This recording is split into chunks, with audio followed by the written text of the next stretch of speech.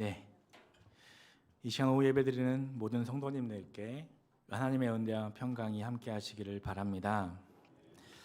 여러분들은 하나님께서 주신 사명을 발견하셨습니까?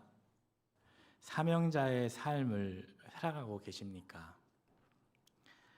사실 크리스천이라면 사명이 없는 사람은 없습니다. 예수님을 믿는 사람이라면 사명이 없는 사람은 없습니다.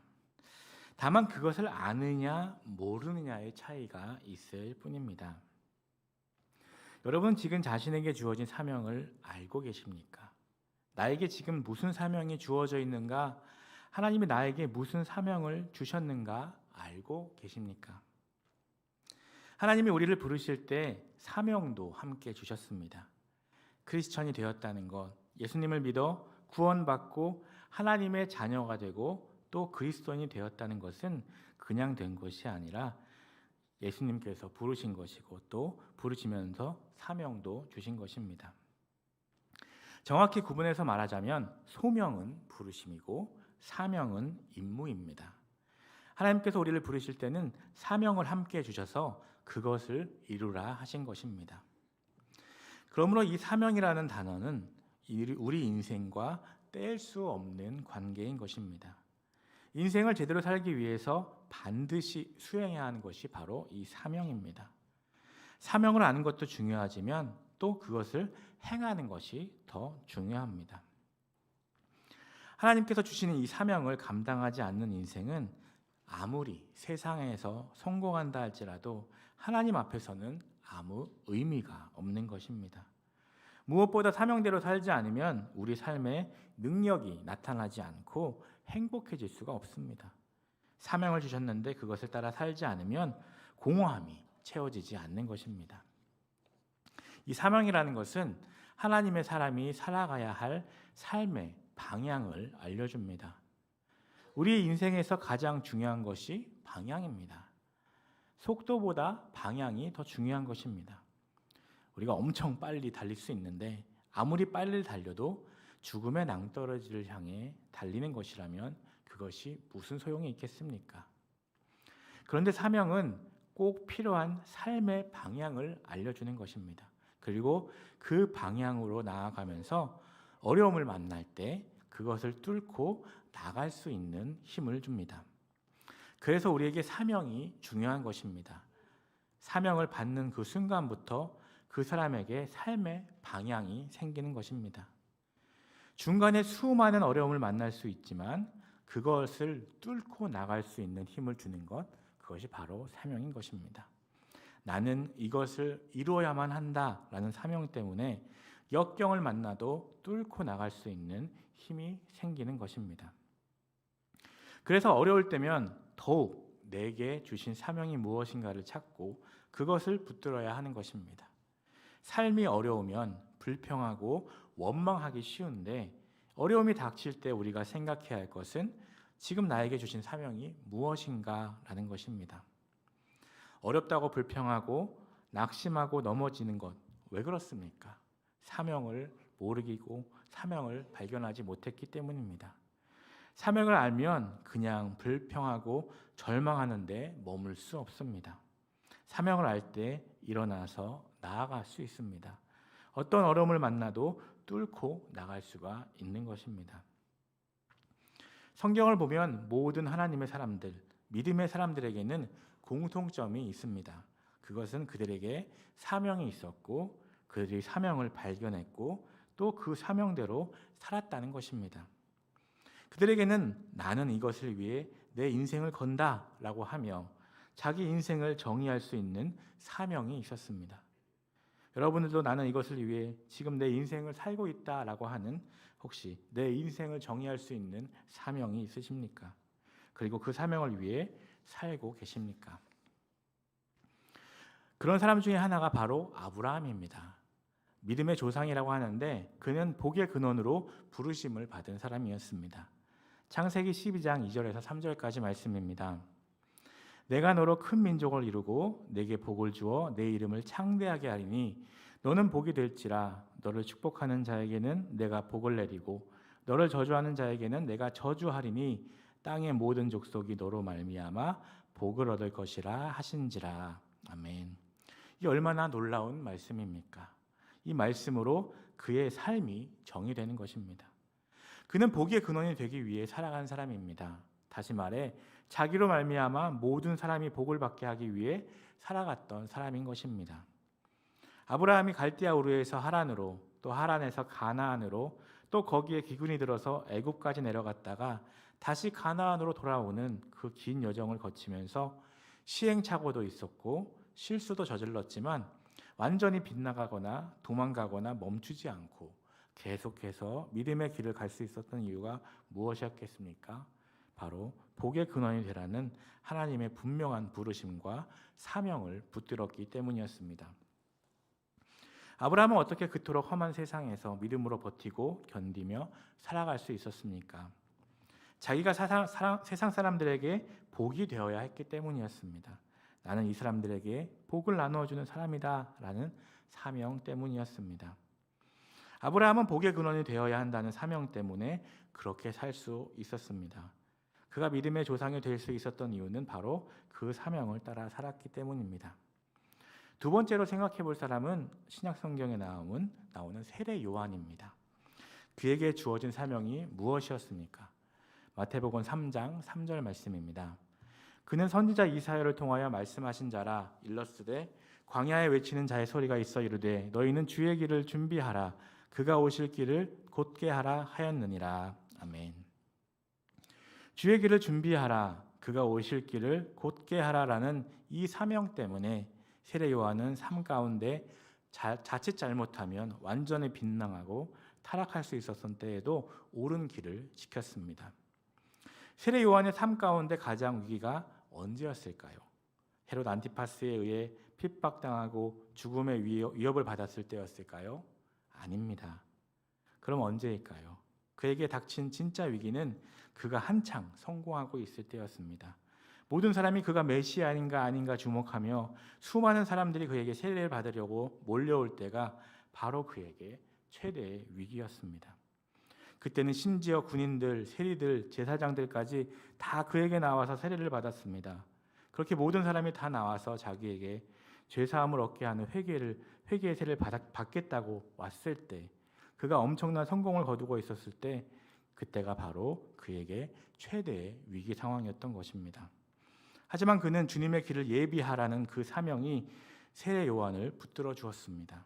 자기 사명은 메시아처럼 행세하는 것이 아니라 주님이 오실 길을 준비하는 것이 자기 사명이었다는 것을 그는 너무나 잘 알고 있었습니다. 그리고 거기에 철저히 행했습니다. 그 이상 넘어가지 않았습니다. 그래서 그는 타락하지 않고 끝까지 사명을 감당할 수 있었습니다. 또 한 명 살펴볼 사람은 바로 사도 바울입니다. 주님께서 사도 바울에게 주신 사명이 무엇입니까? 땅끝까지 복음을 전파하는 것, 이방인들에게 전하는 것이 그의 사명이었습니다. 수많은 고난과 시련을 겪으면서 갈등하고 싸우면서 몸이 조금 아픈 것이 아니라 정말 아파서 움직일 수 없을 정도로 많이 다쳤고 또 생명의 위협을 당한 적도 많이 있었습니다. 심지어 진짜 죽을 위기도 많이 있었습니다. 그러면서도 그는 절대 멈추지 않았습니다. 사람들이 좋아주던 떠나든 한결같이 그 길을 걸어간 이유는 바로 사명 때문이었습니다. 바울은 자기에게 주어진 사명, 즉 이방인들에게 복음을 전하는 사명을 너무 정확하게 알고 있었고 또 그렇게 그간 살았습니다. 사도행전 20장 24절 말씀입니다. 내가 달려갈 길과 주 예수께 받은 사명 곧 하나님의 은혜의 복음을 증언하는 일을 마치려 하면은 나의 생명문조차 조금도 귀한 것으로 여기지 아니하노라. 아멘. 이 말씀을 보면 오직 복음을 전하기 위해서 멈추지 않고 어디든지 달려가던 사도 바울의 모습이 머리에 그려지지 않습니까? 땅 끝까지 가서 복음을 전하라는 사명, 이방인들 모든 민족에게 전하라는 그 사명 때문에 그는 멈추지 않고 달렸던 사람입니다.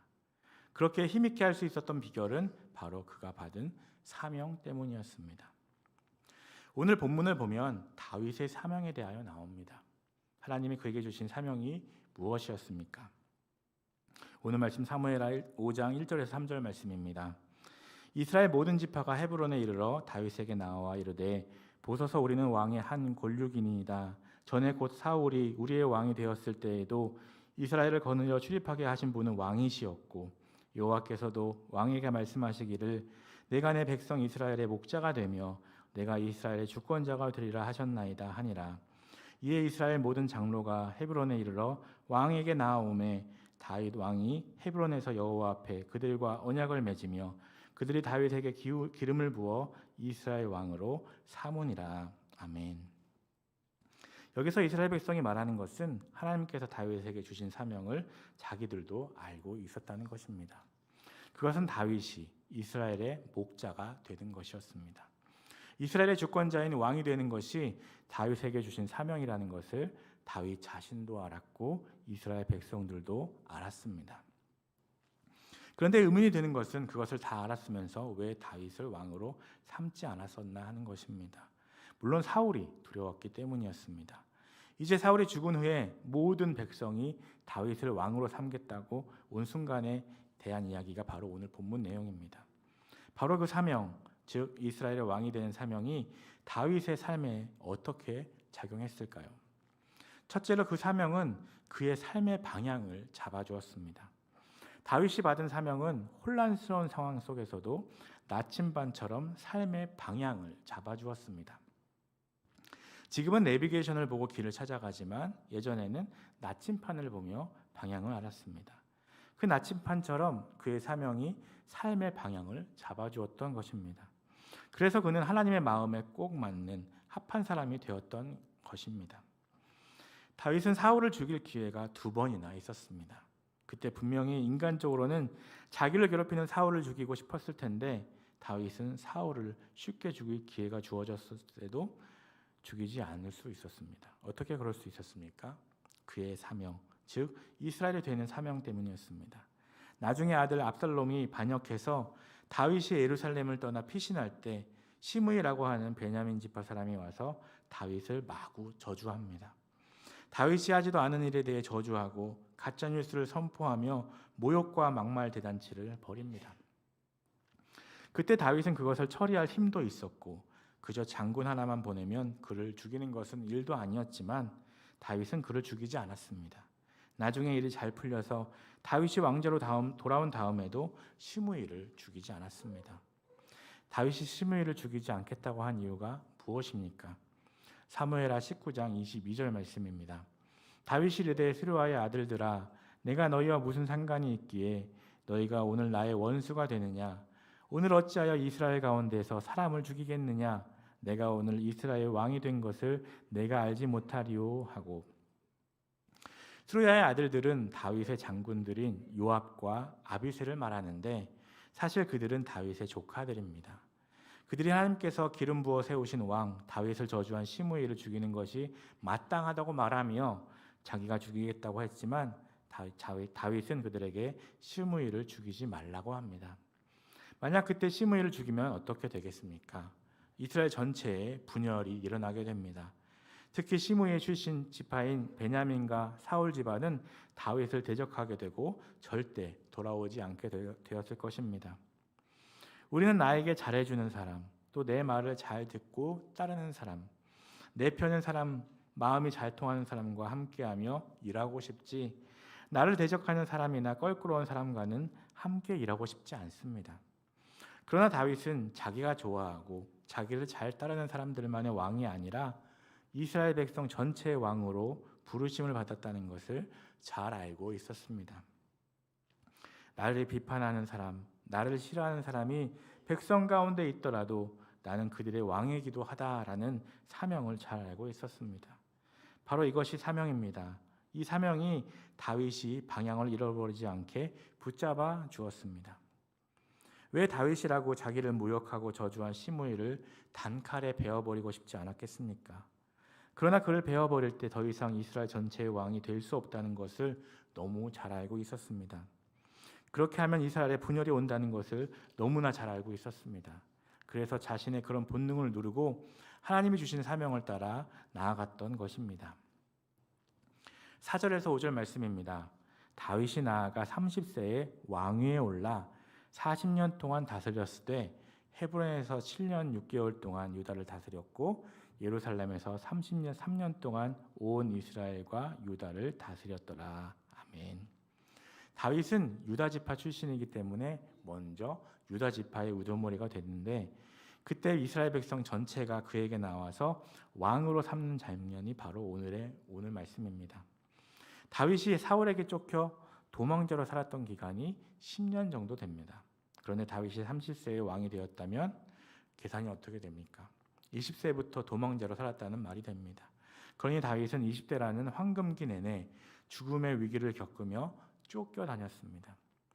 우리에게 10년만 기다리세요라고 하면 그것이 쉽지만 않지만 그래도 10년이라는 기간이 정해져 있으면 인내하며 기다릴 수도 있을 것입니다. 하지만 언제 끝날지 모르면서 기다리는 것은 또 다른 문제입니다. 마냥 기다리는 것은 정말 힘든 일입니다. 그런데 다윗은 어떻게 기약이 없는 10년 동안 견딜 수 있었습니까? 10년만 버티면 사울이 죽고 내가 왕이 될 수 있다라는 약속이 주어졌던 것이 아닙니다. 10년만 참으면 된다는 것을 알고 10년을 기다린 것이 아니라 그냥 견뎠던 것입니다. 사울이 언제 죽을 줄 알고 10년을 기다리겠습니까? 그것도 20대라는 인생의 황금기를 도망자로서 살면서 견뎌냈던 것입니다. 그런데 그 도망자 기간에 여기로 도망다니고 저기로 도망다니면서 그는 하나님과 늘 교제하고 하나님께 기도했고 또 많은 시편들이 그때 나왔습니다. 시편에 기록된 많은 그의 시들이 바로 그런 고난의 시기에 나왔습니다. 어떻게 그런 것들이 가능했습니까? 하나님께 받은 사명 때문이었습니다. 주님이 주신 사명은 다윗에게 인내로 기다리며 위기를 돌파하는 능력이 되었던 것입니다. 이렇게 사명이 중요하고 또 우리가 사명을 따라 살아야 하는데 그러면 어떻게 우리의 사명을 발견할 수 있을까요? 사명대로 살지 않으면 우리는 복된 인생을 살 수 없습니다. 그래서 사명을 발견해야 합니다. 여러분 가끔 마음이 공허하거나 내가 좋아하는 것을 했는데도 그때는 좋았지만 조금 지나면 또 채워지지 않고 피곤하고 지치는 것을 경험해 보지 않으셨습니까? 아마 다들 경험해 보셨을 것입니다. 왜 그렇습니까? 하나님이 이렇게 살라고 하신 사명대로 사는 것이 아니라 내 마음대로 살기 때문입니다. 결국 내가 주인으로서 내 마음대로 사니까 채워지지 않는 것입니다. 그렇게 되면 따라오는 것이 무엇입니까? 불안과 두려움과 걱정과 염려입니다. 그래서 항상 공허하고 염려와 걱정으로 가득한 인생, 불안해하는 인생을 살 수밖에 없는 것입니다. 그러므로 우리는 사명을 따라 살아야 합니다. 그러면 주님이 나에게 사명을 주신 것도 알겠고 사명대로 살아야 복된 인생이 될 수 있는 것도 알겠는데 주님이 주신 사명을 도대체 어떻게 발견할 수 있을까요? 지금 하나님이 나에게 무엇을 하라고 하시는지를 어떻게 할 수 있습니까? 크게 세 가지 방법을 생각해 볼 수 있습니다. 먼저 거룩한 부담감이 느껴지는 것을 살펴보아야 합니다. 내가 무언가를 생각할 때, 기도할 때 자꾸 마음이 가는 것, 거룩한 부담감을 느끼게 되는 것, 그것이 지금 나에게 주시는 사명일 수 있다는 것입니다. 하나님께서 그런 마음을 주시는 것입니다. 예를 들어 교회에서 교회학교 교사가 부족합니다. 교사로 지원하실 분은 말씀해 주십시오라는 광고를 들었다 해보십시오. 나는 교회학교 교사를 한다는 생각을 해본 적도 없고 어린이를 좋아하지도 않고 가르치는 것도 못해서 전혀 생각한 적이 없는데 갑자기 그 말을 듣는 순간 저걸 누군가 해야 되는데 라는 부담감이 조금 생깁니다. 집에 돌아왔는데 교사에 누가 지원했나 자꾸 생각이 납니다. 기도하는데도 교사할 사람이 있나 하는 생각이 들고 뭔가 자꾸만 거룩한 부담감을 느낍니다. 그렇다면 그것이 지금 하나님께서 나에게 하기를 원하시는 사명일 수 있다는 것입니다. 두 번째로 주어진 환경을 살펴야 합니다. 하나님이 내게 맡기신 일과 하나님이 나를 보내주신 그 장소가 바로 사명일 수 있습니다. 전능하신 하나님께서 내 삶을 인도하시는 것을 믿는다면 지금 내가 있는 자리, 가정과 일터와 교회가 어쩌다 보니 우연히 있게 된 자리일 수가 없습니다.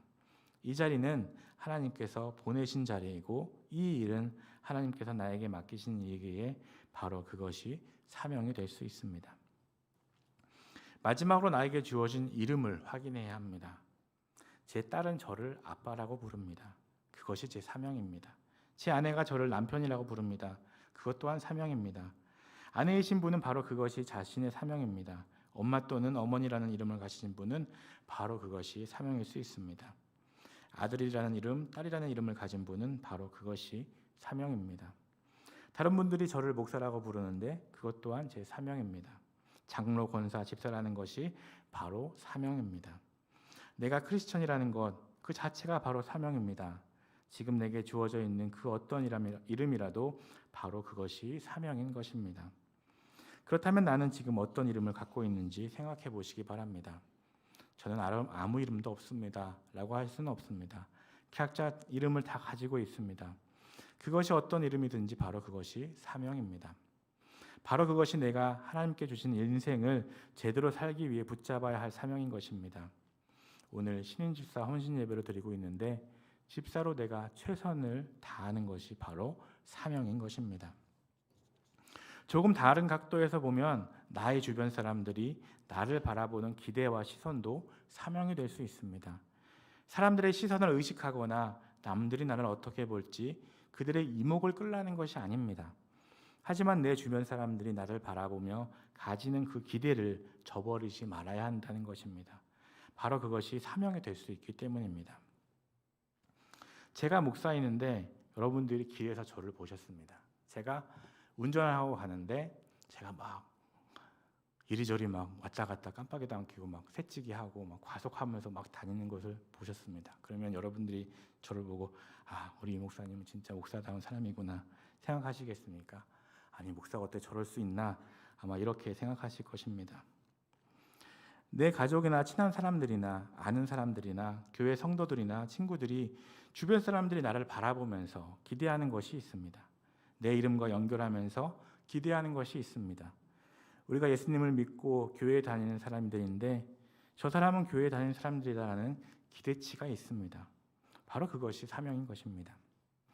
여러분, 우리는 결코 각자 따로따로 혼자 사는 것이 아니라는 것을 기억해야 합니다.